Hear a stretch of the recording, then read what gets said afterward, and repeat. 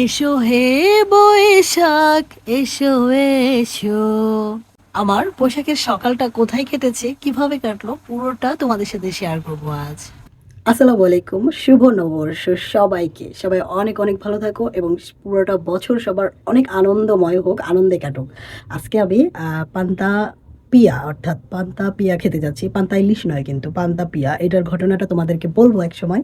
তো আমি দেখো সুন্দর একটা হচ্ছে ম্যাজেন্টা কালার একটা জামা, প্লাস হচ্ছে সবুজের মধ্যে হাতের কাজ করা ম্যাজেন্টা সুতা দিয়ে একটা হাতের কাজের জামা একদমই।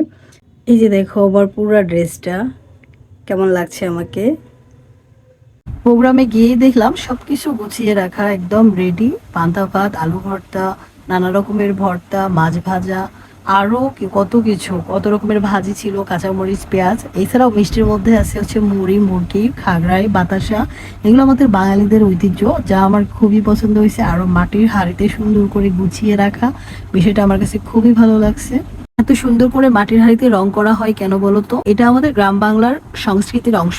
আগে গ্রামে মাটির হাঁড়ি পাতিলি ছিল রান্না বান্নার জন্য প্রধান জিনিস, তাই নতুন বছর মানে সেই শিকড়কে মনে করা। তাহলে চলো খাওয়া শুরু করে দেওয়া যাক। আমি একে একে সবগুলো আইটেমই নিচ্ছিলাম। পান্তা ভাত এটা এখন শুধু খাবার না, এটা উৎসবের এক গুরুত্বপূর্ণ অংশ হয়ে গেছে। যেটা একসময় ছিল প্রয়োজন, আজ সেটা আনন্দের রীতি। পান্তা ভাত, মাছ ভাজা আর ভর্তার প্লেটে এখন লুকিয়ে থাকে নতুন বছরকে স্বাগত জানানোর ভালোবাসা।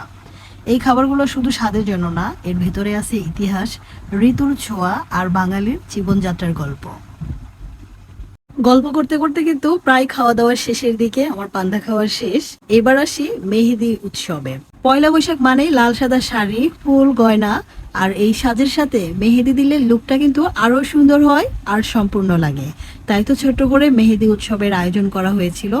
তো একজন আরেকজনকে খুব সুন্দর করে মেহেদি পরিয়ে দিচ্ছিল, আর এখানে ছোট্ট করে একটু সাংস্কৃতিক অনুষ্ঠানের আয়োজন করা হয়েছিল। আমাদেরই সব আপুদের, ভাইয়াদের, বাচ্চা কাচ্চারা সুন্দর করে গান বা একটু নাচের মাধ্যম দিয়ে পুরো বৈশাখের সকালটাকে একবারে মুখরিত করে রেখেছিল। খুবই ভালো লেগেছে আমার সকালটা। তো আজকে এই পর্যন্তই, টাটা।